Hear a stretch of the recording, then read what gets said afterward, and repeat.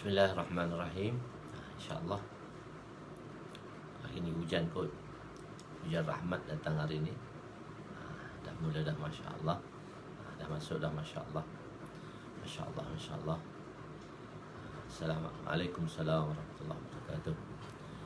InsyaAllah dah, kita dah mula masuk dah, InsyaAllah. Kawan-kawan dah mula masuk, InsyaAllah.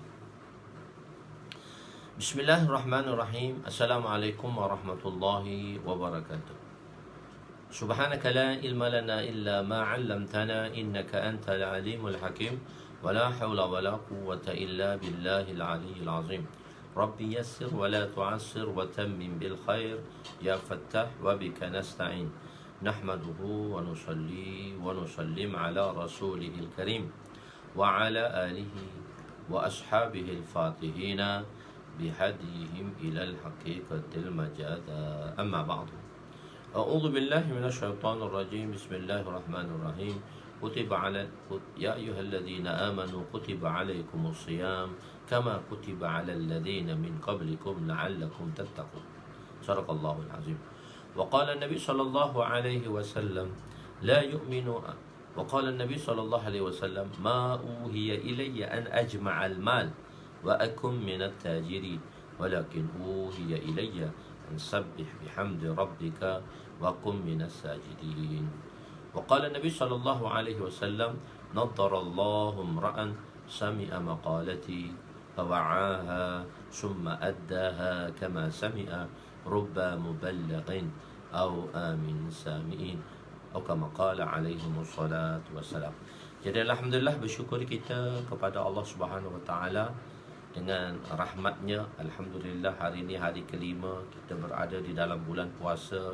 Semoga hari-hari yang mendatang memberi kebaikan yang lebih besar lagi pada kita.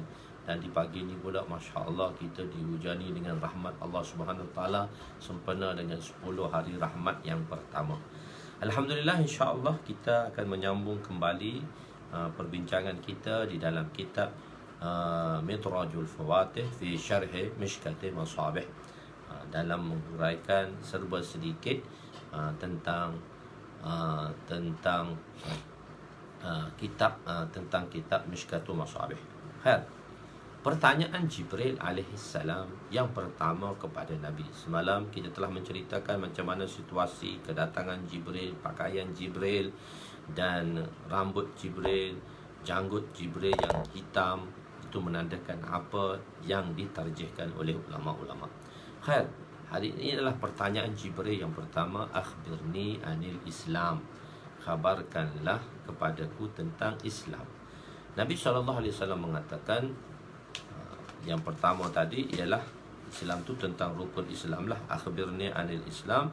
Pertama, at-tashhada an la ilaha illallah wa anna muhammadar rasulullah, yaitu la ilaha illallah. Pada dalam kalimah la ilaha illallah, di sini kita nak bincangkan tentang kalimah ilah. Ilah asalnya daripada perkataan wilahun, yang memberi makna apabila seorang itu merasa segala hajatnya dapat disempurnakan, perkara tersebutlah yang boleh menyempurnakan hajatnya. Wilahun diiklalkan di dalam syarah menjadi ilah. Ilah ni ialah satu orang dia rasa benda tu lah boleh selesaikan masalah dia. Misal contohnya, kalau satu orang tu yakin bahawa duit boleh selesai masalah dia, maka duit itulah ilah dia. Kalau satu orang kata pangkat boleh selesai masalah dia, yakin dia semata-mata kerana pangkat ni, kalau saya ada pangkat boleh selesai masalah saya, maka pangkat itulah ilahnya.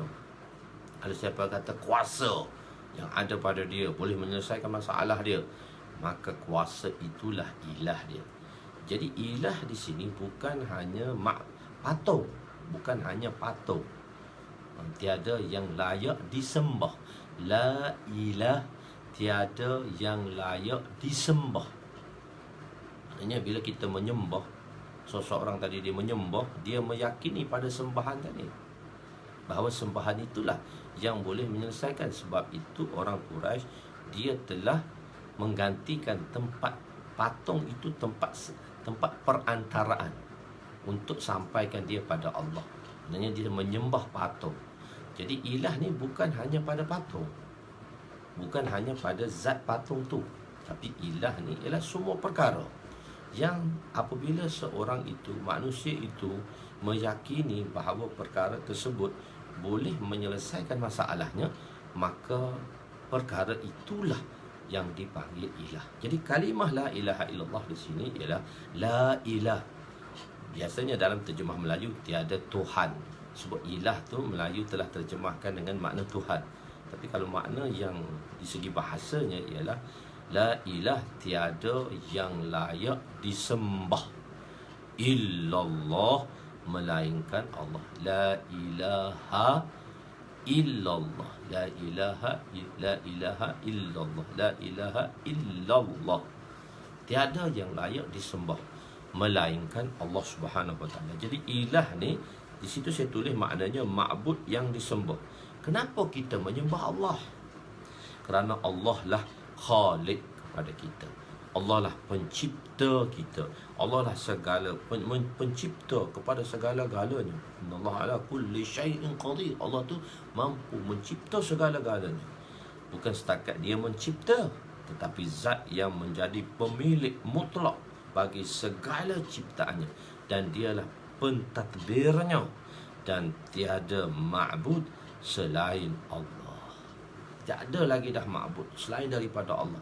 Tiada yang layak disembah melainkan Allah Subhanahu Wa Taala. Sebab apa kita menyembah Allah? Sebab dialah Khalik kepada kita. Dialah sang pencipta, dan kita adalah makhluk yang dicipta. Jadi yang dicipta ni kena sembah pada sang pencipta lah. Allah itu Razik, Ar-Razik, pemberi, maha pemberi rezeki. Ar-Razzaq, Ar-Razzaq dibawa dalam surah Mubalaghah pada di situ. Razik tu pemberi rezeki, Ar-Razzaq yang maha pemberi rezeki. Kita ialah Marzuq, yang diberi rezeki.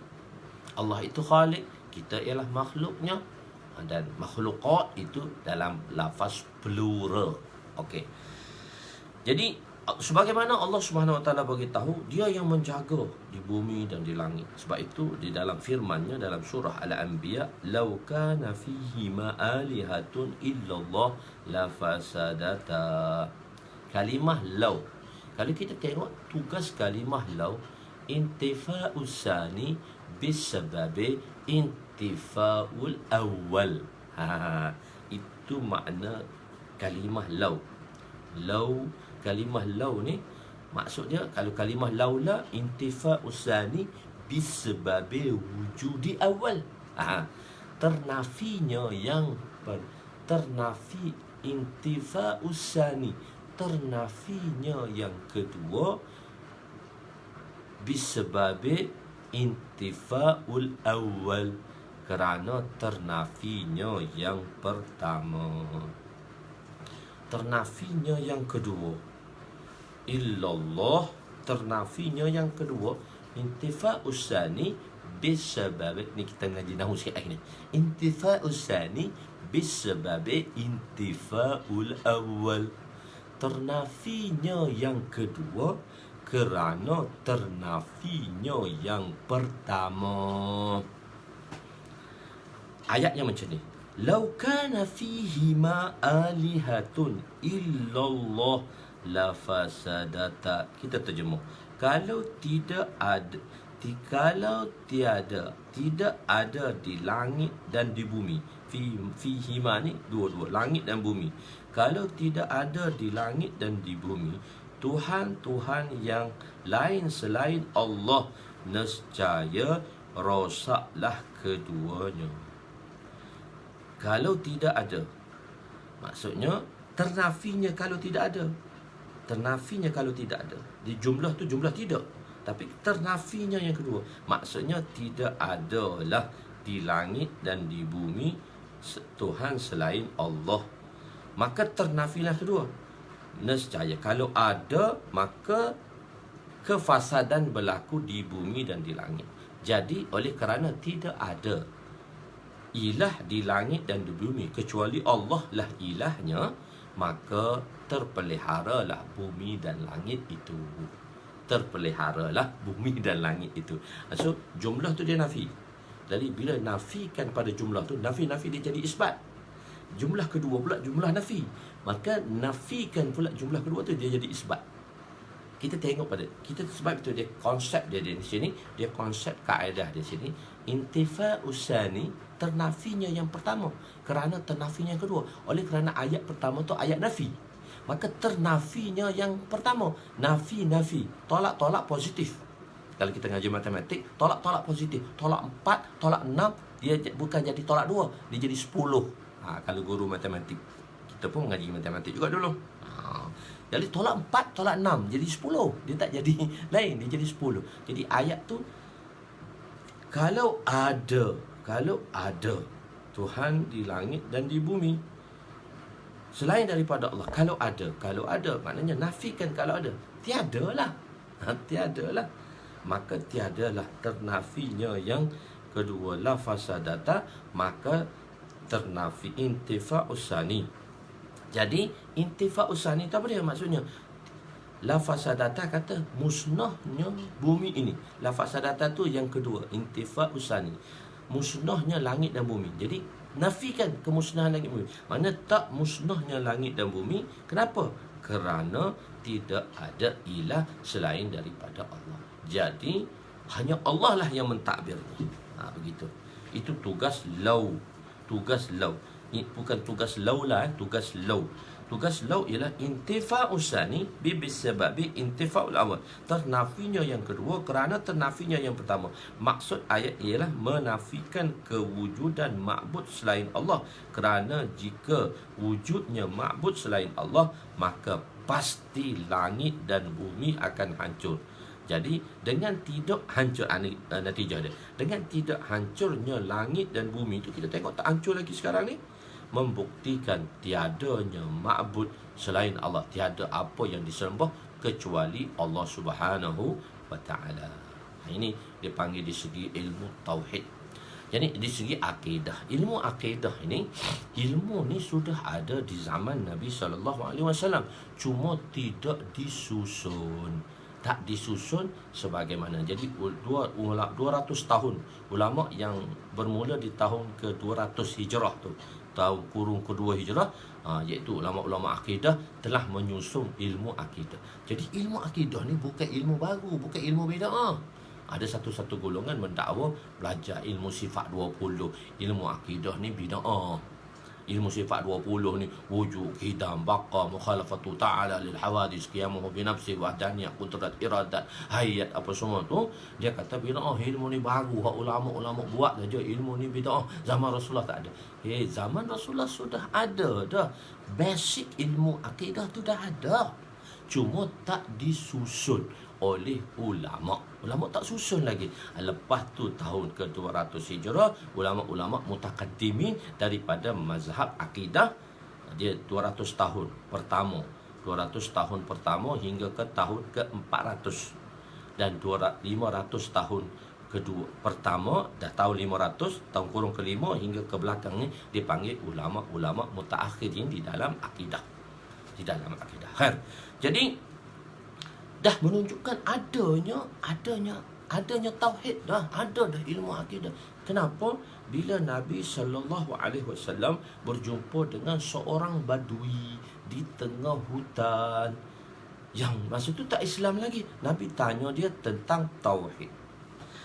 Seorang badui ditanya mengenai kewujudan Allah, maka dia menjawab. Badui ini duduk tengah pada pasir, tak ada sampai Islam lagi. Nabi jumpa dengan dia, maka ditanya tentang kepadanya tauhid. Tengok dia jawab. Ini sahibul fitrah. Ini sahibul fitrah. Orang yang terputusnya Nabi. Terputusnya Nabi itu dipanggil sahibul fitrah. Nabi tak datang pada masa itu. Jadi tauhid dia dipakai. Sebab apa? Dia akan menjadi satu persoalan di sini. Adakah orang yang mana Allah Subhanahu wa ta'ala, kita cerita ni dulu, baru kita akan cerita bab tauhid sikit nanti sini. Jadi dia jawab dengan akal. Dia jawab dengan akal. Satu dia jawab dengan nakal. Sekarang dia jawab dengan akal tentang kewujudan Allah Subhanahu Wa Taala. Badui itu kata apa? Innal ba'rata la tadullu 'ala al-ba'ir wa innal 'asara al-akdam la tadullu 'ala al-masir. فالسماء ذات الأبراج والأرض ذات الفجاج وبحار ذات الأمواج ألا يدل ذلك على وجود اللطيف الخبير. Adanya najis itu tanda adanya binatang. Ada sebab musabab. Tengok ada najis tu sebab apa? Sebab adanya binatang. Saya terjemah najis di sini. Ba'rah tu najis unta sebenarnya. Ba'ir tu unta. Unta ni dia boleh panggil ba'ir boleh, jamal boleh, macam-macam lagi. Jamal boleh, ibil boleh, macam-macam nama. Dan kalau unta yang muda tu dia bukan panggil jamal, dipanggil satu nama, lupa dah dalam hadis Nabi. Apabila unta Nabi bernama Qaswa kan? Unta Nabi bernama Qaswa. Unta Nabi ni bila berlomba, bila dia berlawan lomba, maksudnya dia berlomba satu sama lain, dia tak pernah kalah. Tak pernah kalah. Satu ketika zaman bila nak berlomba, orang Badui datangkan satu ekor unta muda untuk berlawan dengan Qaswa. Qaswa kalah. Naqah. Naqah. Siapa yang beritahu naqah? Okey. Tak apa. Jadi naqah. Jadi dia bawa naqah ni unta muda. Dia bawa unta muda berlawan dengan Qaswa. Jadi unta ni cerita lain saja, cerita bab unta tu. Sebab bagi orang Arab ni unta pun nama macam-macam jenis nama unta. Ibil, jamal, naqah, ba'ir, begitu. Macam nama-nama dia pun macam-macam dah nama unta ni. Khair, tak apa. Jadi naqah ni orang apa ni? Orang Badui tu mengatasi unta Nabi. Jadi orang sedihlah, kenapa unta Badui benang pula memenangi perlombaan daripada unta Nabi, sebab unta Nabi tak kalah. Nabi kata, zaman Qaswa telah berlalu. Maksudnya Qaswa tu kena retire dah lah, kena tua dah. Dia kena terima lah ketuaan dia tu. Roda kehidupan manusia ni, dia roda kehidupan. Kadang dia di atas, lepas tu dia di bawah. So manusia kena menerima. Kadang dia muda, lepas tu dia tua. Tak ada dia muda sama. Nak muda sepanjang hidupnya, syurga je boleh mudanya. Di syurga saja kita boleh muda 33 tahun, tak tua-tua dah. Kat dunia ni tua dah. Kita duk rasa mudanya, tengok-tengok sekarang 52 dah. Tapi kalau ngamuk kita duk rasa kita budak lagi. Tapi 52 dah. Maka Nabi kata Qaswa zamannya telah berakhir. Qaswa zaman dia telah berakhir. Qaswa tak boleh menang dah. Qaswa tua dah. Qaswa nama unta Nabi. Gagah tu. Dia ni bukan zaman Qaswa dah. Jadi kalau hak tua tu letak jawatan lah. Bagi kau hak muda pula takbirnya. Begitulah. Maksudnya zaman dia tu dah habis dah. Zaman dia tu dah habis dah. Zaman dia tu habis dah. Ya tu lah, naqah tu memang unta lah, unta muda dia panggil, unta muda. Ba'ir ni unta tua dah. Begitu. Dia yang unta muda lagi. Jamal tu unta jantan. Ibil tu nama jenis-jenis unta. So nak beritahu Arab ni banyak nama lah. Okey, tak apa. Jadi ba'rah ni sebenarnya najis unta. Ba'rah ni najis unta. Ba'ir tu unta. Dia kata kenapa ada najis unta? Sebab ada unta buang najis. Wa in asaral akdam. Kenapa kita tengok satu atas tu kan, bila padang rumput ke dalam hutan ke, kita lalu orang duk lalu lalang tu, maka tempat tu tak ada rumput, tempat tu tak ada hutan. Sebab apa? Sebab orang lalu. Dia kata kesan jalan menunjukkan, mana kesan orang betul berjalan. Dia punya tempat yang dilalui tu dah botak dah. Macam kita kat sekolah dulu, kita sekolah tu SID, orang Pasir Mas kenal kita SID. Jadi kita ada padang sekolah cantik je. Kita budak-budak kampung ni lalu daripada belakang. Kita budak-budak kampung lalu daripada kampung nak pergi ke sekolah, tapi terpaksa mengharungi padang sekolah. Kalau kita lalu kod tepi padang sekolah, jauh, sebab kita nak cari jalan shortcut, kita lalu tengah jalan. Macam buku ni kita lalu tengah jalan gini. Kita tak lalu tepi tu. Bila kita tak lalu tepi, guru besar pesan kat kita, jangan lalu tengah jalan. Padang tu jangan lalu tengah padang. Kamu hari-hari lalu tengah padang, 5-60 orang budak sekolah ni, pelajar ni, dia kata akan merosakkan kita punya padang. Gondol lah padang kita kat tengah padang bola kita tu, padang sukan kita tu gondol, tak tumbuh rumput sebab hari-hari kau duk lalu tengah. Kita pelajar ni mana nak dengar. Hari-hari lalu tengah, guru besar pesan 2-3 kali. Satu hari kita pun 5-60 orang pelajar mengharungi padang sekolah. Kita mengharungi padang sekolah. Guru besar dia datang awal. Dia tak datang macam guru-guru lain. Sebelum guru lain datang, dia dah datang lah. Hari tu guru besar, dia sembunyi di sebalik pokok mangga di depan pintu sekolah. SID, ya Mi, SID dulu lah. Okey, depan pintu sekolah. Lepas tu, depan pintu sekolah tu, kita pun lalu tengah ramai-ramai. Lalu ramai-ramai sampai tengah padang.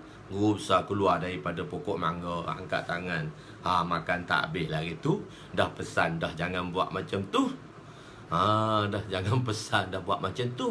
Kita pun dipanggil oleh guru besar. Kenapa? Ketuk ketampi. Saya ingat 100 kali seorang. Saya pun di antara yang kena. Maksudnya jalan tu, bila kita berjalan tu ada jalan. Jadi padang tu akan gondol bila ada jalan. Jadi kesan jalan menunjukkan adanya orang yang berjalan. Langit yang berlapis, kita tengok langit pertama, langit kedua, bumi yang terbentang, laut yang bergelora. Bagaimana ia tidak menunjukkan adanya zat yang maha lemah lembut dan maha mengetahui. Lihat dalam tafsir Ibnu Katsir. So, saya ambil kisah ni dalam tafsir Ibnu Katsir. Saya terlupa nak tulis muka surat apa pula dah dulu. Nantilah saya beritahu semula. Jadi saya ambil kisah ni dalam tafsir Ibnu Katsir nak beritahu bahawa adanya tauhid dah zaman dulu. Sahibul fitrah. Dia kata sahibul fitrah. Ni orang fitrah. Jadi ada langit dan bumi itu sahibul fitrah. Sahibul fitrah. Jadi mengenai akidah. Sebab itu ada golongan-golongan yang mengatakan golongan-golongan yang mendakwa lah, Wahabi dan sebagainya. Salafiyah mendakwa ilmu tauhid ni ilmu baru. Begitu. Hak disusun oleh Asy'ariyah dan sebagainya. Jadi tidak, sebenarnya susun ini susunan itu dulu. Jadi kenapa belajar PhD? Nabi tak belajar pun PhD. Tapi kenapa kamu belajar PhD hadis? Mana ada PhD hadis Nabi buat? Tak ada pun. Tapi belajar tu sebagai satu pengiktirafan. Orang ni ada CJ PhD. Orang ni ada master. Orang ni macam ni. Saya pernah jumpa satu orang profesor di India. Di Vellore, di India Selatan. Saya pergi dengan jemaah. Nama profesor tu Profesor Dastagiri. Nama dia. Tuan-tuan tahu tak dia ada berapa PhD? 33 PhD. Saya kata betul ke Datuk ni 33 PhD? Dia kata saya last PhD saya dalam chemistry, dia kata. Masa tu dengan saya dalam jemaah tu ada 2 orang doktor pengarah universiti, pengarah hospital. Dr. Ismail, dia pengarah hospital BJ masa tu.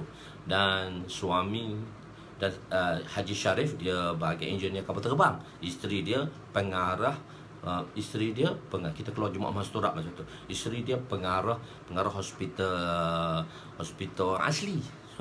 So ramailah hospital doktor. Saya pun tanya Dr. Ismail, doktor betul ke dia tu PhD 33? Saya tak percayalah. Maka dia kata last PhD dia bahagian chemistry. Lepas tu Dr. Ismail tanya bahagian ubat, dia jawab satu-satu. Saya kata betul lah Ustaz, dia hafal sebiji-sebiji. So kita tanya tu dia hafal sebiji-sebiji. Kita orang doktor pun tak hafal macam dia. So dia dakwa dia 33 PhD. 33 PhD. Kita nak buat satu PhD pun lambat, tersiap-siap lagi saya PhD ni pun.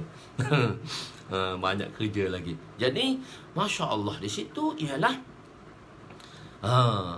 jadi ilmu tadi kita cerita ke mana pula PhD nak bagi tahu PhD hadis. Macam mana ada PhD hadis, mana sono ada PhD hadis.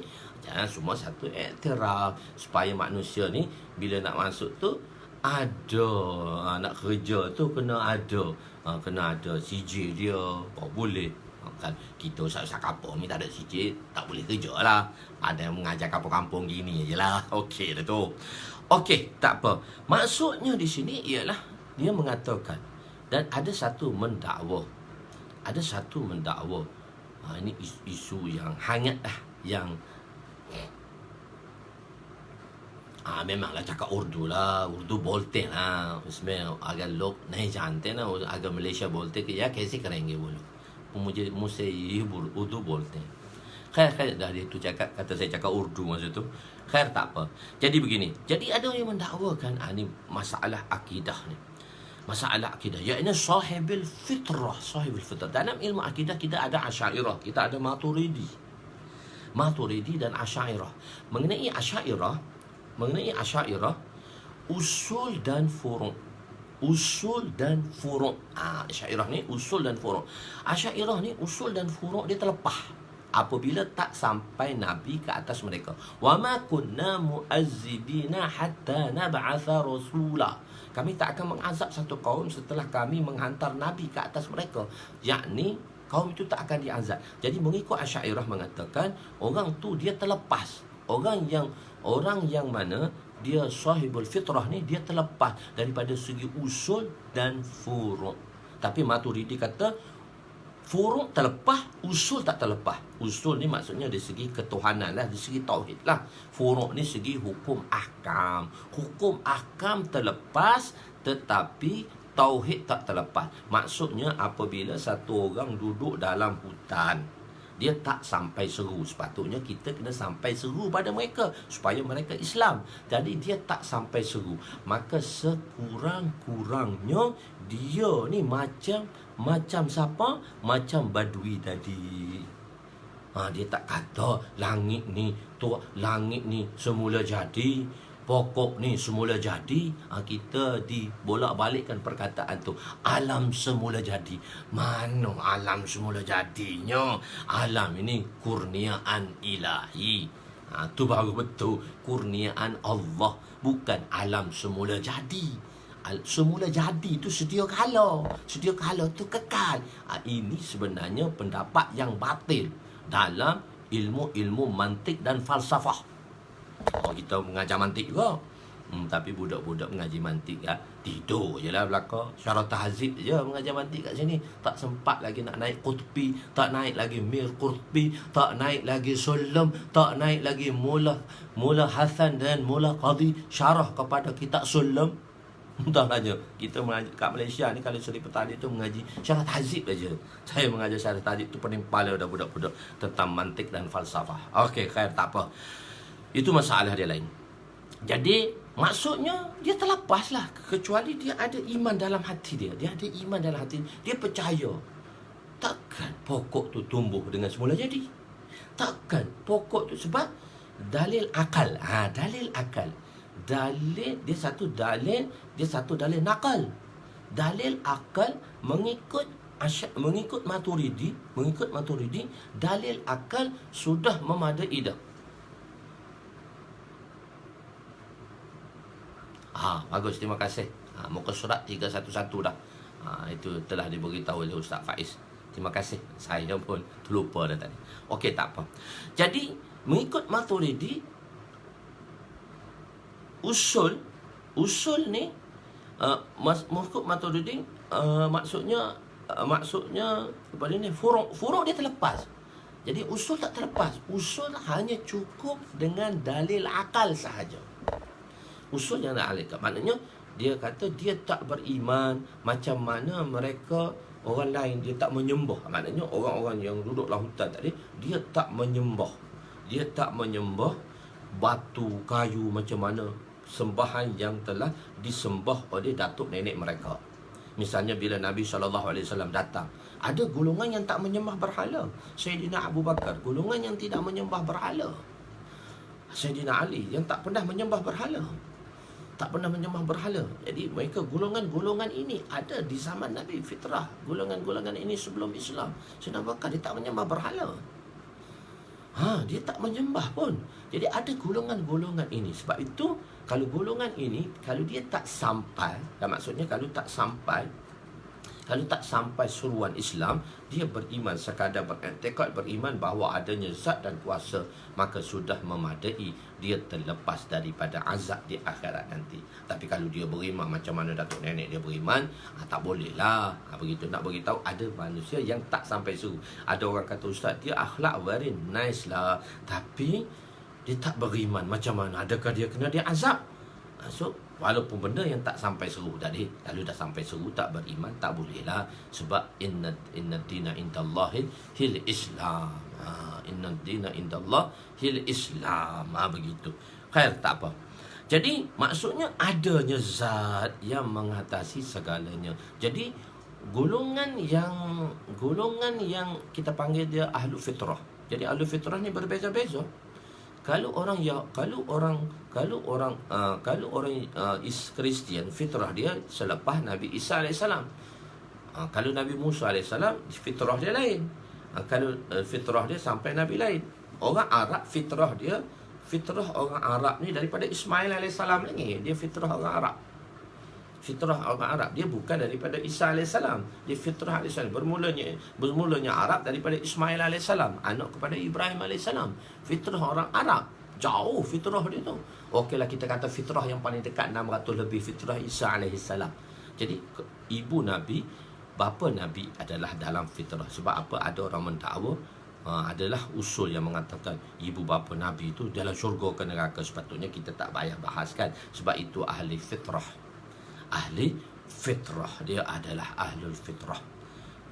Sebab dia kata ni hadis sahih yang mengatakan wa anta wa abika wa anta fi jahannam finnar. Mak bapa engkau dengan bapa aku dalam neraka. Itu hadis sahih. Kita jawab, sebab hadis sahih itu dia bersalahan dengan ayat wa ma kunna mu'azzibina hatta nab'atha rasula. Masa kita terpaksa takwil hadis tu, kita tak boleh terima walaupun dia hadis sahih. Orang mengatakan tu hadis sahih, kita kena terima, ustaz. Kata golongan tu kata sebab hadis Nabi kata Nabi dalam neraka, bapa dia dalam neraka.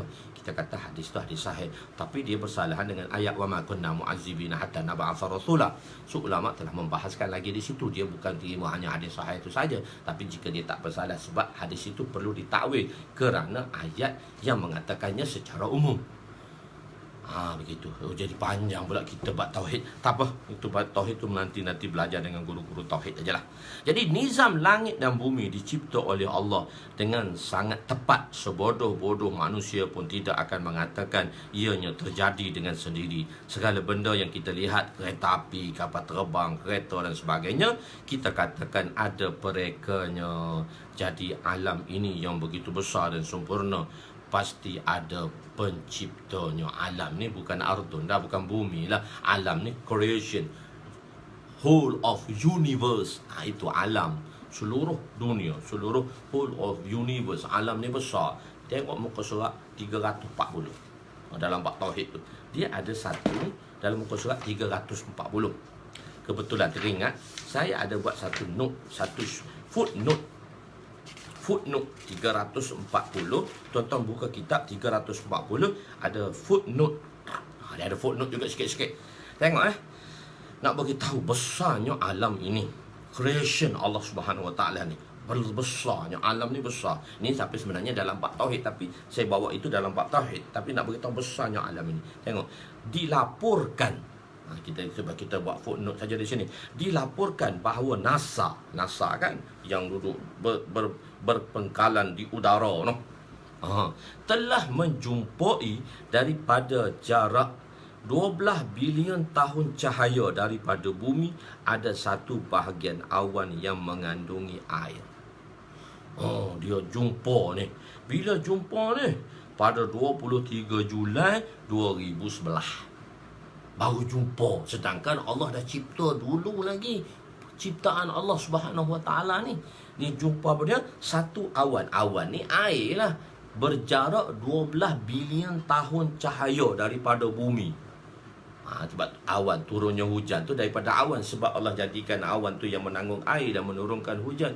Wa anzalna minas sama'. Dia kata, afara'aitum ma tahrusun, afara'aitum ma tanzilun. Apa ayat tu terlupa dah tu saya pun. Khair, turunnya hujan tadi. Antum anzaltumuhu minal muzni annahnu munzilun. Kau tengok hujan tu, adakah siapa yang menurunkan? Allah yang menurunkan, ataupun daripada awan. Begitu. Kan tak apa. Jadi awan ni dia berada 12 bilion tahun cahaya. Ini juga ciptaan Allah, creation. Allah Taala yang mencipta dia. Ber-12 bilion cahaya. Dan dalam awan tu ada air. Berapa air tu? Air, kandungan air dalam awan tu berapa? So dia kira dengan gelombang lah. Saya tanya ahli sains apa-apa, dia kira macam mana kita nak tahu tepat. So kami kiraan dia, ada kawan saya dia bahagian dia kira, dia kata kita kira dengan gelombang Ustaz. Ada cara pengiraan dia dengan gelombang. Okey, yalah kan gelombang tak asal lah. Maka kajian mengatakan air yang berada dalam awan yang berada 12 bilion tahun cahaya daripada bumi ni 140 trilion kali ganda air lautan bumi. Bumi ni 3/4 air. Dan air dalam awan tu yang berada 12 bilion tahun cahaya tu dia dijumpai oleh NASA. Bila dijumpai oleh Joseph Waff pada 23 Julai 2011. 9 tahun lepas baru jumpa 2011 tu. Awan tu besar dia, banyaknya air dalam awan itu 140 trilion kali ganda air lautan bumi. 140 trilion. Kalau juta, million dia 60. Kalau bilion dia 90. Kalau trilion dia 12 kosong. Tulis 140, tak tu tambah belakang lagi 12 kosong. 140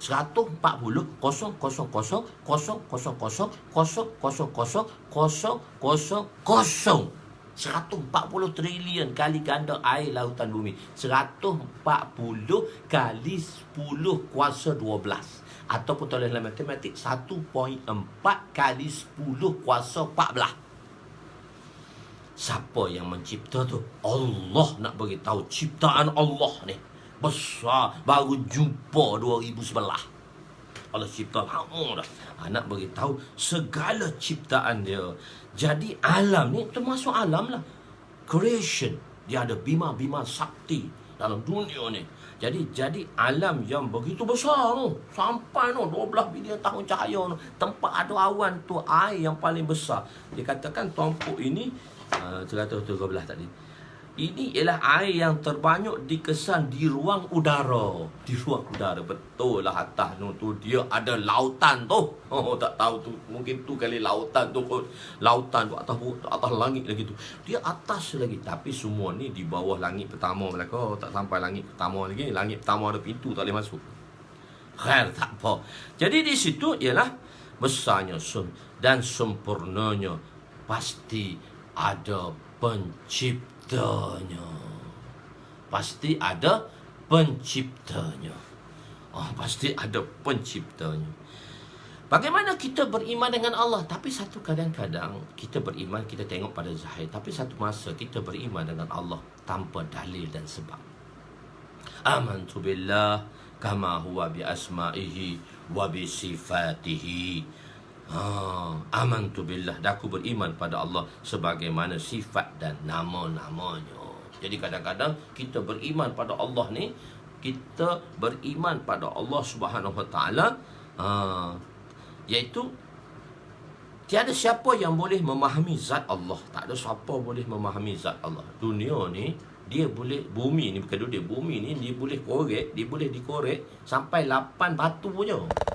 8 batu telah dalam 13 km saja boleh lepas dikorek. Lepas korek tu tak boleh korek dah bumi. Tak boleh korek sini tembus Amerika, tak boleh. Tu 13 km ke dalam perut bumi saja dikorek. Lepas tu tak boleh dikorek lagi dah. Lepas tu tak boleh dikorek dah. Begitu. Jadi Allah Subhanahu Wa Taala, jadi tiada kita tak boleh faham zat Allah dalam diri kita pun kita tak boleh faham. Macam mana kita nak mengenali zat Allah? Sebab tu kita beriman pada zatnya, beriman dan percaya kepada zatnya, kerana kita tidak boleh memikirkan tentang zatnya. Tadi aku beriman dengan Allah Subhanahu Wa Taala sebagaimana nama-nama dan sifatnya, kerana akal manusia tidak mempunyai kemampuan untuk memahami zat Allah. Sebagaimana dalam ilmu nahwu, fa'il itu kenapa kita kata marfu', mudhaf ilaih itu kenapa kita kata majrur. Boleh dimaklumkan fa'il itu marfu', tetapi mengapa ia marfu'? Daraba Zaidun, Zaidun tu marfu' sebab dia fa'il kepada fi'il daraba. Kenapa marfu'? Tak ada nak cerita. Orang nahwu saja boleh cerita benda tu. Benda-benda orang awam ni tak boleh faham. Orang-orang nahwu saja faham. Fa'il tu Zaidun tu marfu' tu kenapa? Sebab dia fa'il kepada daraba. Zaidan tu mansub tu kenapa? Sebab dia maf'ul kepada daraba. Ghulamu Zaidin, Zaidin tu majrur sebab dia mudhaf ilaih kepada ghulam mudhaf. Begitu. Dalam istilah khusus pun tidak dapat difahami oleh golongan awam. Bagaimana pula untuk memahami zat Allah? Insan yang serba kekurangan dalam diri dia pun tidak memahami bagaimana untuk memahami zat Allah. Sebelum kejadian langit dan bumi, Allah telah wujud. Untuk memahami langit dan bumi pun manusia tidak mampu memahami sepenuhnya bagaimana untuk memahami zat Allah Subhanahu wa Ta'ala. Jadi kita beriman kepada Allah. Amantu billah kama huwa bi asma'ihi wa bi sifatihi. Muhammadur Rasulullah. Kita pergi pula pada Muhammadur Rasulullah. Kita sebut sikit-sikit Muhammadur Rasulullah. Yakni Allah menghendaki daripada insan bahawa mereka mentaati Allah. Allah cipta manusia sebab Allah nak manusia tu taat perintah dia, ikut taat perintah dia. Maka Allah menghantar seorang manusia yang sempurna kerohaniannya, iaitu nabi-nabi dan rasul, agar insan yang lain dapat mengikutinya dan mengetahui kehendak Allah dengan melihat kepada utusan itu. Oleh itu, Rasul perlu dihantar di dalam daripada golongan insan itu sendiri. Sebagaimana Allah Subhanahu Wa Taala berfirman, "Qul innama ana basyarum mislukum yuha ilayya annama ilahukum ilahun wahid." Katakanlah wahai Muhammad sallallahu alaihi wasallam, sesungguhnya aku hanyalah seorang manusia seperti kamu. Diwahyukan kepadaku bahawa Tuhan kamu hanyalah Tuhan yang satu. Nabi SAW ni manusia, bashar. Innama ana basyarun. Manusia ni bashar. Maksudnya tidak ada di kalangan Nabi dihantar daripada malaikat, sebab malaikat tidak boleh memahami naluri insan. Hanya seorang Nabi sahaja, hanya manusia sahaja yang memahami naluri insan. Sebab tu malaikat tak dihantar menjadi Nabi. Nabi itu daripada kalangan manusia itu sendiri. Innama, Nabi kata innama ana basyarun. Sesungguhnya daku ini seorang insan. Begitu. Jadi daku ini adalah seorang insan. Cuma ada satu golongan yang sesat dari segi akidahnya, iaitu kalau kita di India, Pakistan, kita panggil dia golongan Barelwi. Golongan Barelwi ni, ada satu golongan Barelwi. Golongan Barelwi ni, saya tanya dah Ustaz Amiruddin, dia bahagian Jakin, dia kata, Ustaz, dah ada dah kat Malaysia, masuk dah golongan Barelwi ni. Satu golongan Barelwi ni, kita berada di muka surat 142 dah, di atas 142, bukan 141 lagi, 142 dah. Ayat tadi, Qul innama ana basyarun tu, kita berada di 142 dan muka surat 142 dah. Kan? Jadi ialah Qul innama ana basyarun. Qul innama ana basyarun. Dia mengatakan inna tu huruf takkid. Inna musyabbah bil fi'il. Ma tu dia tak mengatakan makafah. Dia mengatakan ma nafiyah. Jadi terjemahnya, sesungguhnya bukanlah aku ini sebagai seorang insan. Itu golongan Barelwi itu dia terjemah dalam bab innama ni, dia silap situ. Itu akidah dia lagi. Kita kata ma tu makafah, yang menghentikan tugas inna, yang akan memberikan makna tu makna hasar. Sesungguhnya, hanya sahaja aku seorang insan. Dia terjemah sesungguhnya. Ma tu manafiyah, dia terjemah bukanlah aku seorang insan. Maknanya dia samakan Nabi dengan Allah Ta'ala, dan dia mengatakan golongan Berlawi ini mengatakan Nabi ni tahu benda yang gaib. Itu dakwa mereka, dan dakwa ni salah. Dan golongan ni dah sampai dah kat Malaysia, ada dah masjid-masjid.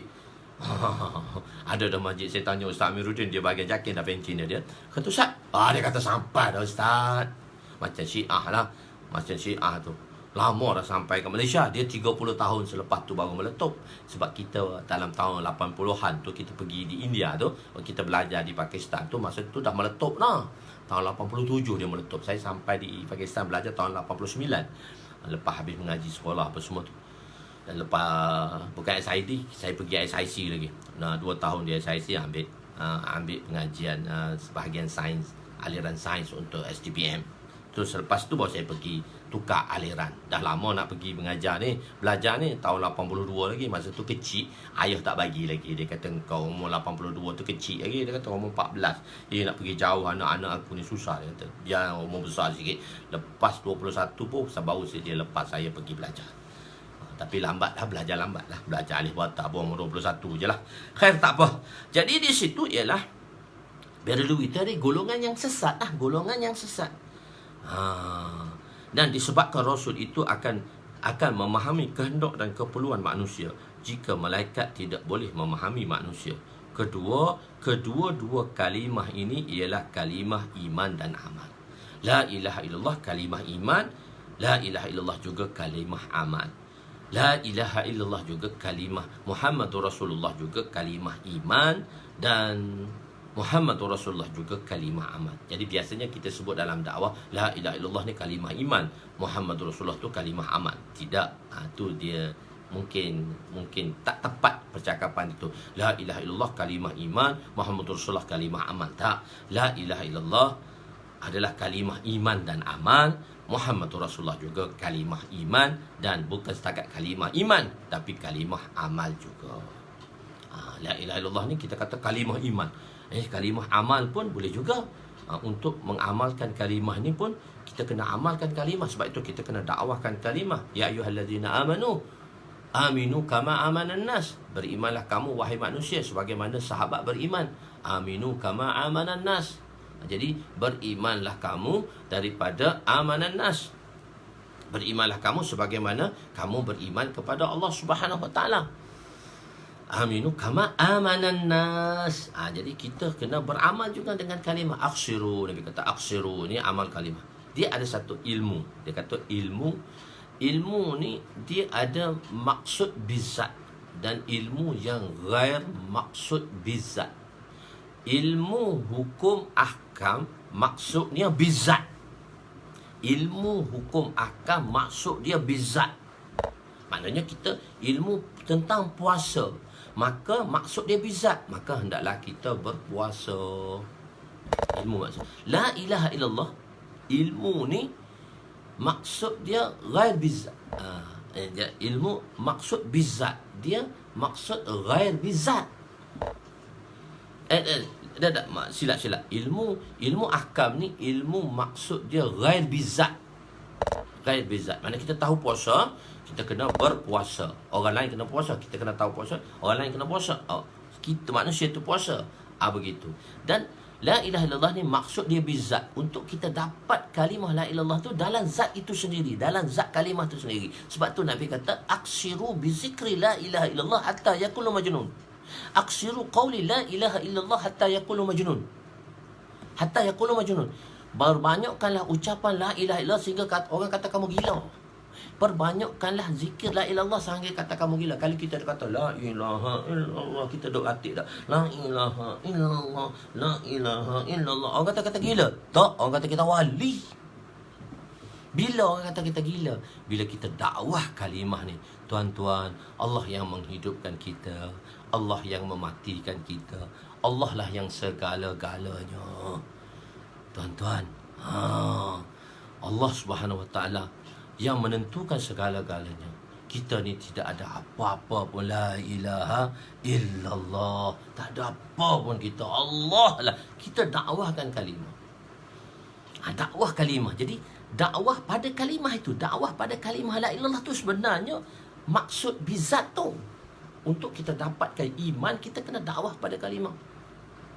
Ma Rabbul Alamin? Fir'aun tanya Nabi Musa AS. Ma Rabbul Alamin? Dalam surah Syu'ara tu Fir'aun tanya, Ma Rabbul Alamin? Siapa Rabbul Alamin tu Musa? Cerita sikit. Musa cerita dakwah kalimah Rabbus samawati wal ard wa ma bainahuma in kuntum muqinin. Siapa Rabbul Alamin? Sebab Fir'aun dia telah mengaku ana rabbukumul a'la. Akulah Tuhan yang maha tinggi. Ana rabbukumul a'la. Maka Fir'aun dia telah mendakwa dia itu rabbukumul a'la, Rabb yang tinggi. Dan Nabi Sayyidina Musa AS mendakwahkan bahawa Allah itulah Rabbnya. Jadi dia nak tahu Fir'aun tanya Sayyidina Musa AS, Ma Rabbul Alamin? Siapa itu Rabbul Alamin? Rabbus samawati wal ard wa ma bainahuma in kuntum mukinin. Siapa Rabb tu? Dakwah kalimah, dakwah kebesaran Allah, dakwah mafhum kalimah. Dakwah mafhum kalimah itu maksud bizat untuk meninggikan iman kita. Sebab tu dalam dakwah kita dakwah kalimah. Sebab maksud bizat, dia bukan ghair maksud bizat. Hak benda lain tu, hukum ahkam, puasa apa semua dia tu, yang kita belajar tu dia ghair maksud bizat. Bukan ghair maksud bizat. Maksud dia amal. Hukum tadi, maksud dia amal. Amal dia pada ghair. Ni maksud amal ni pada zat itu sendiri. Kalimah itu.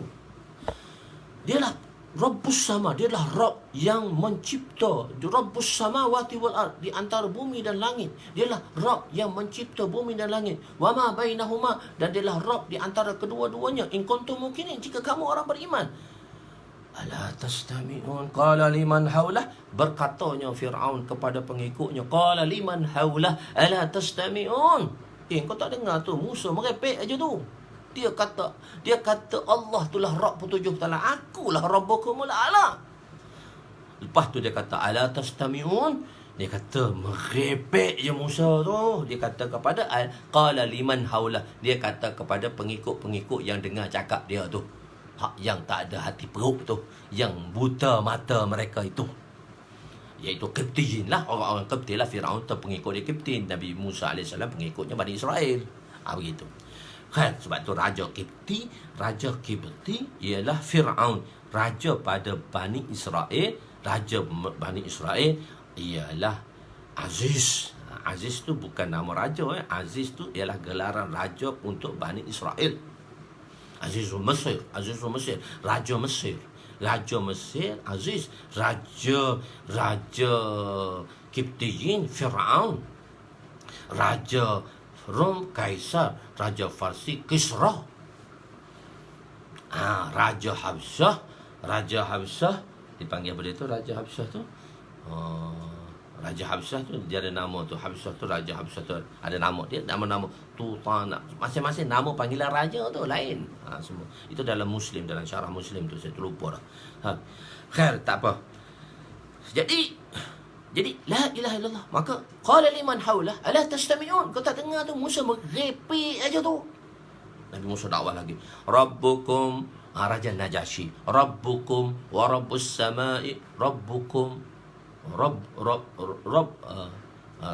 qala liman haulah ala tastami'un rabbukum wa rabbu abaikumul awwalun in kuntum ta'qilun. Rabbukum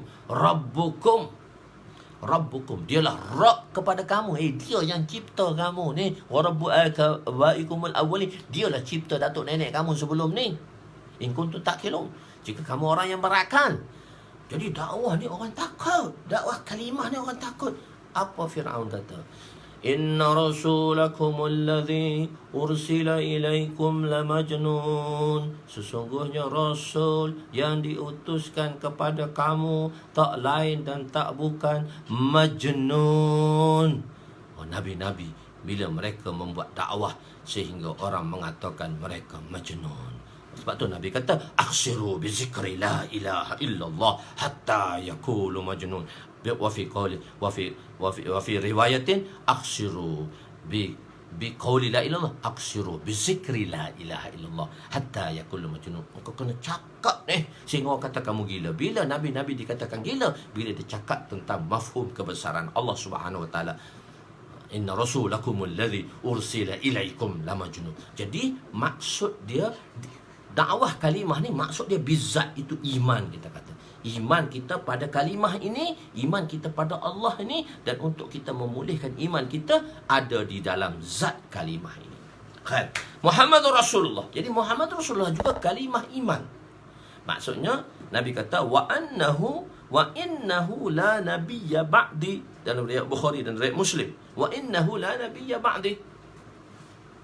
Wa innahu la nabiyya ba'di. Orang yang nak dapat kitab, sila hubungi saya di talian saya nanti, insya-Allah saya akan bagi tahu. Jadi wa innahu la nabiyya ba'di, tidak ada lagi, sesungguhnya tidak ada nabi selepas daku. Maksudnya kita kena yakin. Ini kalimah yakin ni, kalimah iman ni. Kalau siapa percaya bahawa nabi ni, kalau siapa percaya bahawa selepas Rasulullah ni ada lagi nabi, dan dia beriman kepada nabi tersebut, maka dia dikira kafir. Kafir sebab Muhammad Rasulullah bukan kalimah amal. Muhammad Rasulullah juga kalimah iman dan kalimah amal. La ilaha illallah kalimah iman dan kalimah amal. Muhammad Rasulullah juga kalimah iman dan kalimah amal. Jadi misalnya Qadiani, jadi agama Qadiani, Ghulam Ahmad Qadiani, dia telah mengaku dia nabi, rasul. Dia telah mengaku dia rasul dan nabi. Maka orang beriman dengan perkara ini. Sebab tu di Malaysia kita dah enactment kan dah, Qadiani tu kafir.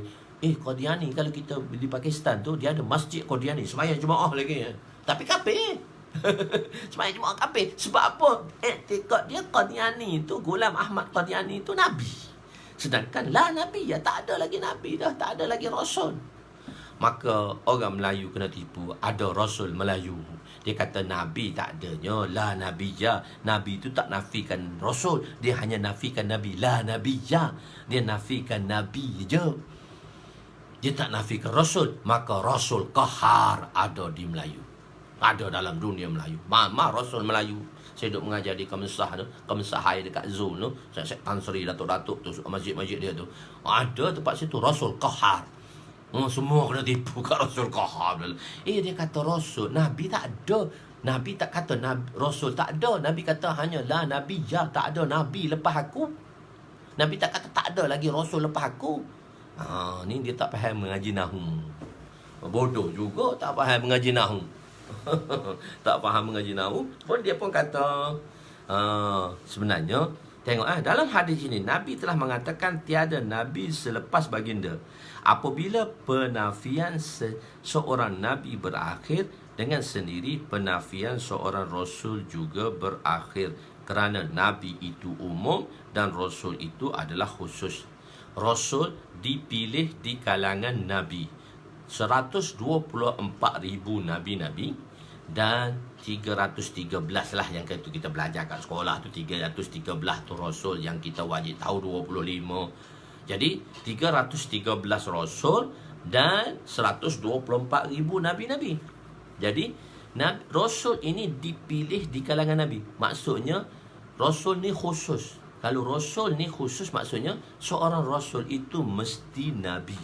Tapi tak semua nabi adalah rasul. Jadi menafikan kenabian sudah memadai menafinya kerasulan. Sebab menafinya yang umum sudah memadai untuk menafinya yang khusus. Sebab seorang rasul, dia tak boleh jadi rasul tanpa nabi. Mesti dia mesti dia nabi, mestilah beliau itu seorang nabi, baru beliau itu rasul. Kalau beliau rasul tanpa nabi salah. Jadi berakhirnya kenabian, maka berakhirlah kerasulan. Tapi dalam ilmu nahwu kita dah ada kaedah, apabila la nafi jins dan jumlah tu nakira tahtan nafi, maka memberi makna umum. La nafi jins tu, la nafi untuk umum, jinsiyah, la nafi jins. Itu kaedah la nafi jins tu. Dia mabni la nabiyya mabni ala al-fathah, untuk ma'rifah. Ma'rifah yang ghair mudha'af lah. Kalau ma'rifah mudha'af, kalau ma'rifah mudha'af, dia akan jadi mansub. Ni dia akan jadi mabni alal fatah, mabni alal fatah. Itu dalam kaedah nahwu lah. Mengikut kaedah nahwu, apabila nakirah berada di bawah kalimah nafi, iaitu kalimah la nafi jin, bererti penafian itu secara umum. Oleh itu, siapa yang mengaku bahawa dia ialah rasul selepas baginda, maka yang mengaku dan yang mempercayainya adalah kafir. Habis dah. La ilaha illallah Muhammadur Rasulullah. Kedua, iqamatis salah. So, dalam bab salah ni berada di dalam jilid kedua secara detail di dalam Mishkatul Masabih, di dalam Midrajul Fafatih dalam jilid kedua. Sebab jilid pertama Kitabul Iman dengan Kitabul Ilmu dan Kitabut Taharah dalam jilid kedua, dan di dalam jilid kedua juga bermulanya separuh Kitabut Taurah, separuh kitab tu Kitabut Taharah, dan masuknya Kitabus Salat. Kitabus Salat sampai sifatus salat, masuk jilid 3 sifatus salat, duduk bab tasyahud. Begitu. Kan iqamatus salah, mendirikan solah. Iqamatus salah. Apa maksud iqamatus salah? Kita sembahyang ada usalah, usalli fardu subhi. Tadi usalli fardu subhi adaan. Ada tu di antara takbir dan salam. Ada adalah takbir, bermulanya ada Allah dan Assalamualaikum. Itu ada. Tapi kita bukan hanya ada, kita diperintahkan iqamah. Bukan sekadar ada. Semasa ada, kita daripada takbir dan salam, kita nak sembahyang tu kita niat ada, tunai. Tetapi kita diperintahkan ialah iqamah. Iqamatus salah, iaitu terjemah dia mendirikan solat, bermaksud mendirikan perkara-perkara yang dilakukan sebelum solat, di dalam solat dan selepas solat. Maksudnya sebelum solat dah termasuk dalam iqamah. Sebab tu dalam fiqh babut taharah dulu, dimasuk taharah dulu. Sebelum ambil wudu tu kita kena taharah dulu. Taharah daripada hadas kecil dan hadas besar, iaitu di dalam iqamatis salah. Bab ambil air sembahyang, bab taharah, bab masuk tanda, kita panggil babut taharah dulu. Dalam fiqh dia bawa masuk babut taharah, baru dia mari bawa kitabus salat. Dalam untuk ada kitab babut taharah. Babut taharah tadi perkara-perkara sebelum solat lah, dan perkara-perkara di dalam solat, dan perkara-perkara selepas solat, iaitu wirid dan doa dan sebagainya. Berbeza dengan ada usalah yang hanya merujuk kepada perkara dalam solat, iaitu bermula daripada takbir sehingga ke salam. Manakala perintah kepada kita bukan ada menunaikannya sahaja, bahkan iqamatus salat. Iqamatus salat merangkumi menjaga waktu, menjaga segala rukun, syarat, mustahabat dan adab-adabnya.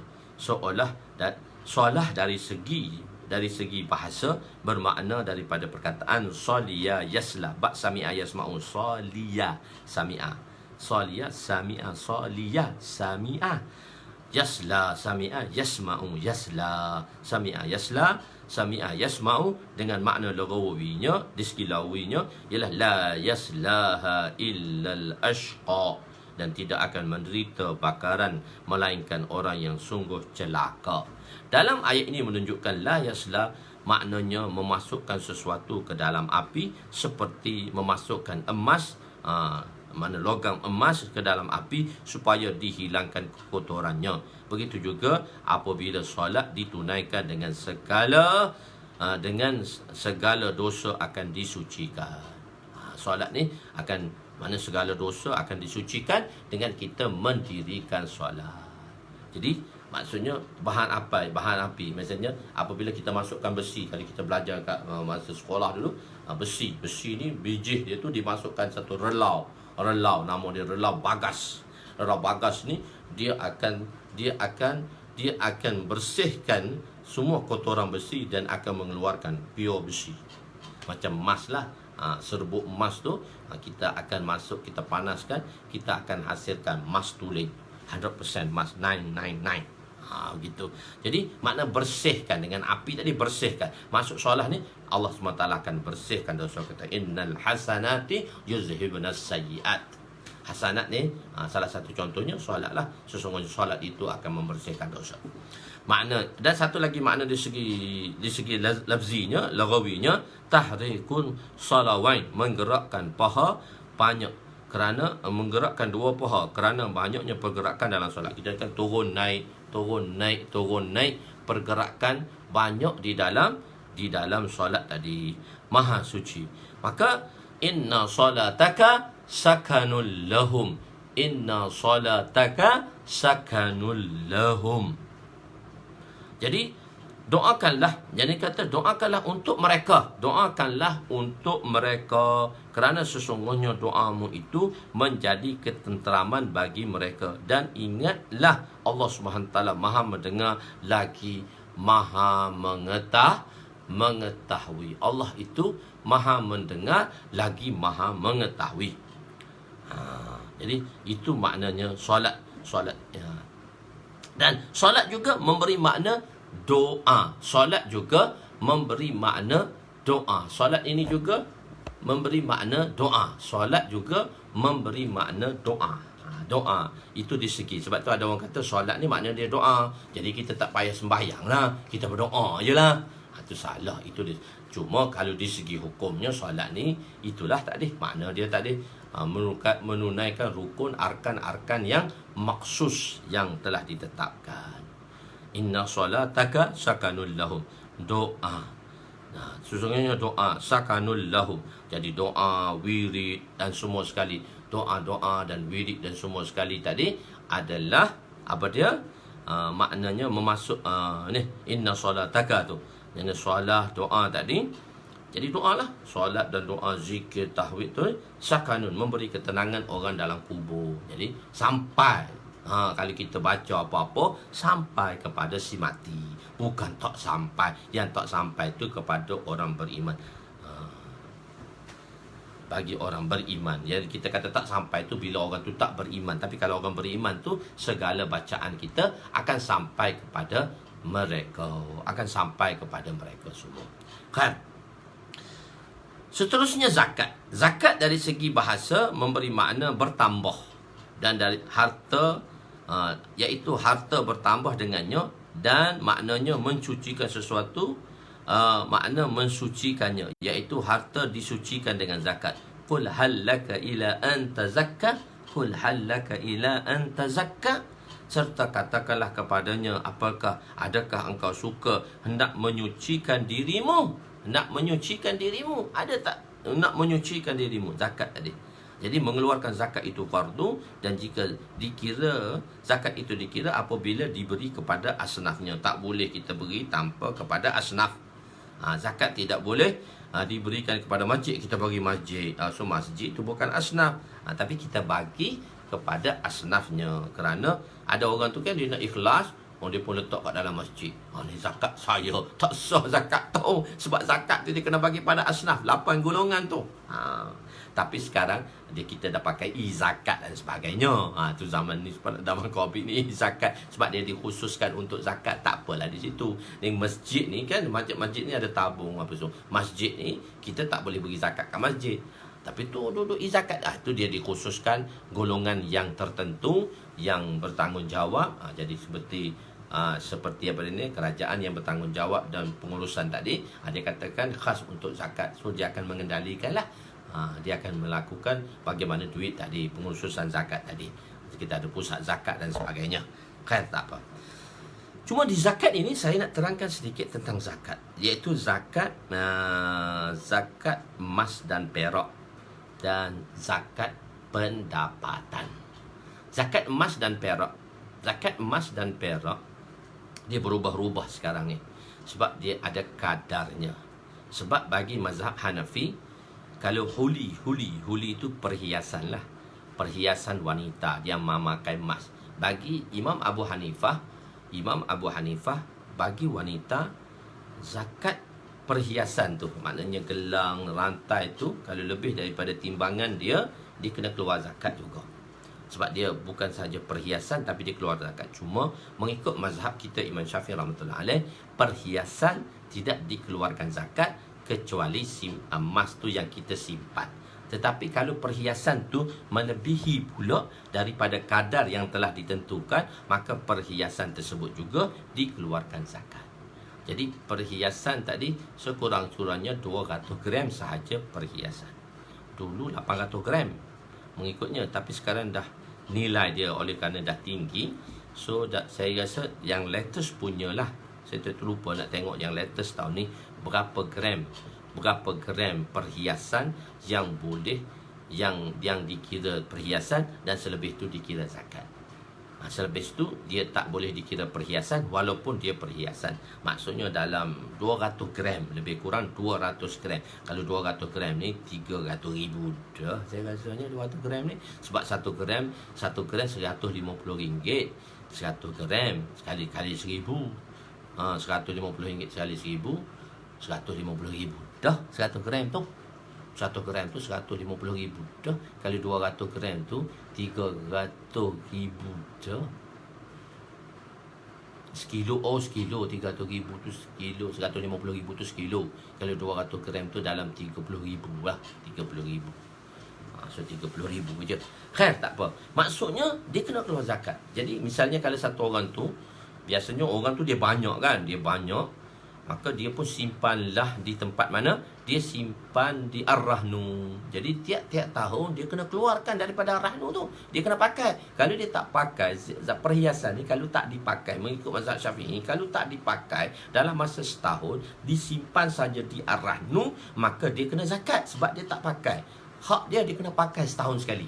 Kalau orang tak nak bayar zakat perhiasan dia tu, daripada kadar tu, dia kena buat keluar daripada rahnu dia. Kalau sebab orang yang banyak duit lah, dia simpan di rahnu. Sebab dia kata kadar simpanan rendah. So dia kena keluarkan setahun sekali. So dia kena keluarkan raya lah. Bagi raya tu dia takkanlah nak pakai sini tangan penuh. Dia tu dekat sekilo dia nak pakai. Nah, pakaikanlah ke anak cucu ke. Tapi zaman Covid ni tak tahulah boleh buat keluar ke tak. Nak keluar tapi di bank boleh lah tu. Khair ar-rahnu. Khair, tak apa. Maksudnya kita kena perhatikan kalau dia buat perhiasan. Dan kalau zakat emas kena keluarlah, zakat perak dan sebagainya. Satu lagi, zakat pendapatan. Orang kata zakat pendapatan ni ikhtilaf lah, banyaklah perselisihan pendapat. Jadi kami dipanggil di dalam pemegang-pemegang tauliah ni dipanggil. Maka di situ diterangkan dalil dia kenapa zakat pendapatan ni. Zakat pendapatan ni, kenapa ada zakat pendapatan? Kita tengok, dia bagi contoh. Satu orang buat padi. Satu orang ni dia buat padi. Dia buat padi. Maka dia dapat hasil padi 300 gantang. 300 gantang padi. Minimum dia 300 gantang padi. Maka dia kena keluar zakat 1/40 daripada 300 gantang. 300 gantang padi. 300 gantang ni, satu gantang padi kita kata RM5. Dia bukan beras, padi. Dia tak proses lagi tu. 300 gantang padi. So kalaulah 300 gantang padi tu, kalau 300 gantang padi, dia bermakna dia RM5 segantang. Kalau 300 jadi RM1,500. Jadi RM5 kali jadi RM1,500 je lah. RM1,500 hasil daripada padi tadi. 300 gantang tadi harganya, value dia ialah RM1,500. Sebab kita keluar zakat sekarang atas nilai lah. Dulu padi fitrah apa semua tu kita tolak tarik. Kita pergi dekat ayah kita. Sekarang dia pakai nilai lah. Kita ulama telah tarjihkan, telah istimbatkan atas hukum nilai lah. Jadi 300 gantang tu RM1,500 aja. Sebab satu gantang RM5. Kali 300 gantang, 5 kali 3, 1,500 gantang aja. So 1,500 gantang tu dia tak boleh berjalan sebulan. Padi ni kurang-kurang 5 bulan. 5 bulan bahagi dengan purata dia bagi 5. Bermakna hasil orang buat padi 300 sebulan pun, nilai 300 sebulan pun kena keluar zakat. Takkanlah orang kerja CEO, COO, GM, General Manager tak ada zakat. Sebab General Manager, GM, saya tanya kawan saya tu, dia GM baru jadi, dia tak iktiraf lagi GM dia tu. Baru naik aja. Dia kata, saya tanya kau GM berapa? 16K Ustaz, 16K sebulan. So 5 bulan 80k. Orang yang 80k tak kena zakat. Orang yang 1.5k, RM1,500 kena zakat. Zalim lah tu. Maknanya zakat pendapatan kena. Sebab dia 16,000 sebulan.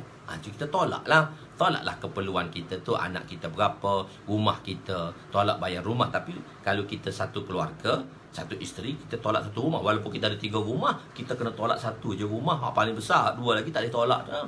Kalau kita ada 3 kereta, so kita kena tolak bayaran kereta tu sebulan tu 1 je, 2 tu tak boleh tolak. So kita kena pergilah pusat zakat, dia akan kira macam mana. Okey, misal contohnya saya beritahu. Saya kata kamu ni gaji sebulan berapa? 16k, dia kata ustaz.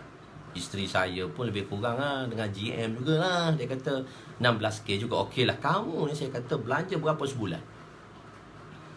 Dia kata okey lah 8,000 lah. Saya buat simpanan 8,000 sebab sebahagian isteri saya belanja kan. Okey, 8,000. So 8,000 tu yang kamu kena keluar. Sebab perbelanjaan kamu 8,000 dengan keluarga kamu, dan 8,000 tu kamu kena keluar. Tapi ini kena kira di pusat zakat lah. Dia akan kira macam mana. Ni saya kira cara mudah-mudah aja. Khair. Jadi 8,000 kena keluar. 8,000, 1/40 daripada 8,000 berapa? RM200 je. 1/40 daripada 8,000 tu RM200 je. So RM200 sebulan. Sebab tu dalam mazhab Imam Syafi'i, zakat boleh advance, dia boleh bayar tiap-tiap bulan. Jadi kalau 8,000 bermakna dia kena keluar RM200 saja. RM200. Masa tu minyak mahal lah. So saya kata, kau pakai kereta apa? Harrier, dia kata. Pakai Harrier. So saya tanya dia lagi, kau pakai minyak apa? Ustaz, sampai tanya minyak sekali. Kena tanya, dia nak detail. Saya kata, dulu saya pakai 95. Lepas tu sekarang saya pakai 97. Saya kata, kenapa pakai 97 tak pakai 95? Ustaz, masa saya kereta besar, saya pakai 95. Bila saya jalan di highway, kancil potong kereta saya. Sebab kancil tu, saya kata sebab kancil tu pakai B-Power. Atau RON 97. Atau RON 100 di Petron tu. Engkau kena kod pakai RON 95. Dia kata, Ustaz, kereta kancil potong kereta saya sebab minyak saya tak power. Lepas tu saya tak pakai lagi dah RON 95. Saya pakai RON 97. Saya kata, kau pakai RON 97 sebab apa? Takut kat highway kereta besar dipotong oleh kancil yang kecil yang pakai B-Power. Tu nak mudahkan tuan-tuan semua nak boleh faham. Lepas tu, okey, sekali kau masuk petrol pump berapa? Tangki kau. Masa tu minyak mahal kan, 27, 25 untuk RON 97 tu. Dia kata, full tank ustaz, dekat 200 Alah, zakat sebulan kau, sekali kau masuk petrol pump saja, dia kata. Bukan mahal pun. Mudahnya dia kata. Mudah lah kata bayar zakat ni. Bukan mahal, bayar susah-susah pun. Lepas tu dia pun mula dah bayar dah, Masya Allah. Maksudnya zakat pendapatan kena kira bagi mereka yang bergaji besar. Kita ada LHDN tu lain lah. Ada orang kerja-kerja ada semua dia kena ada LHDN. LHDN duk cari kita dah. Saya pun LHDN duk cari dah. Jadi zakat pendapatan tadi kita kena keluarkan. Itu zakat, bahagian zakat. Situ setakat itu sajalah. 1 jam 20 minit dah tu. Kita sambung tempat puasa esok dan kita sambung tempat haji di Baitullah sedikit. Lepas tu kita pergi kepada rukun iman. Wallahu a'lam. Yang baik itu daripada Allah, yang lemah itu daripada kelemahan saya. Aku qouli hadza astaghfirullahalazim li wa li walidayya wa li jami'il muslimina wal muslimat wal mu'minina wal mu'minat al ahya'i minhum amwat bi rahmatika ya arhamar rahimin. Ya awwalal awwalin wa ya akhiral akhirin wa ya zal quwwatil matin wa ya rahimal masakin wa ya arhamar rahimin. Salamna anfusana wa in lam taghfir lana wa tarhamna lanakunanna minal khasirin. Allahumma innaka afuwun karim tuhibbu afa fa'fu anna. Allahumma ighfir lana dhunubana wa wasi' lana khalaqana wa tayyib lana kasabana wa kanni'na bima razaqtana wa la tuzhib talabana ila syai'in sarraftahu anna. Ya Allah, ya Tuhan kami, ampunilah dosa-dosa kami, dosa kedua ibu bapa kami, dosa mertua kami, abang-abang kami, kakak-kakak kami, adik-adik kami, jiran tetangga kami, sahabat handai kami, waris-waris kami, datuk nenek kami, asatizah kami, guru-guru kami, talamizah kami, anak-anak murid kami, anak isteri kami, ya Allah, dan seluruh umat muslimah sekalian, ya Allah. Pandanglah kami dengan pandang rahmat-Mu, pandanglah kami dengan kasih sayang-Mu, ya Allah. Hanya dengan rahmat dan kasih sayang-Mu lah kami akan dapat memasuki syurga-Mu, ya Allah. Ya Allah, sebab itu Engkau bermuamalah rahmat dengan hamba-Mu di hari kiamat. Jika Engkau tidak bermuamalah rahmat dengan hamba-Mu di hari kiamat, maka tidak ada seorang pun yang dapat memasuki syurga-Mu. Jika Engkau bermuamalah dengan sifat adil-Mu di hari kiamat, maka tidak ada seorang pun yang akan memasuki syurga-Mu, ya Allah. Ya Allah, dengan rahmat-Mu di 10 rahmat, di 10 hari yang pertama yang dipenuhi dalam bulan Ramadan dengan rahmat-rahmat, ya Allah, janganlah hindarkan dan janganlah singkirkan kami daripada rahmat-Mu, ya Allah. Ya Allah, dengan rahmat-Mu, ya Allah, dengan kurniaan-Mu lah, ya Allah, dengan kekuasaan dan rahmat-Mu, ya Allah, Kau hilangkanlah segala penyakit dan utamanya penyakit yang menimpa dunia ini, yaitu COVID-19 ini. Ya Allah, Kau hilangkanlah penyakit ini daripada seluruh dunia ini, ya Allah. Ya Allah, tolonglah pada yang sakit, sembuhkanlah, ya Allah. Pada yang berhajat, tunaikanlah hajat-hajat jawas mereka, ya Allah. Pada yang menangisi tentang anak-anak, tentang anak-anak mereka, maka ya Allah, Engkaulah yang memberi hidayat pada mereka, ya Allah. Ya Allah, tolonglah, ya Allah. Jadikanlah anak-anak kami anak-anak yang soleh. Jadikanlah anak-anak kami penyejuk mata kami, ya Allah. Ya Allah, bantulah kami, ya Allah. Kasihanilah kami, ya Allah. Maafkanlah segala kesilapan dan dosa-dosa kami, ya Allah. Kami takut, ya Allah. Kami takut, ya Allah, dengan amalan-amalan kami, ya Allah. Tapi kami berharap dengan rahmat-Mu, ya Allah. Rabbana atina fid dunya hasanah wa fil akhirati hasanah wa qina azabannar. Wa sallallahu ala sayyidina Muhammadin wa ala alihi wa sahbihi ajma'in. Walhamdulillah. Taqabbalallahu minna wa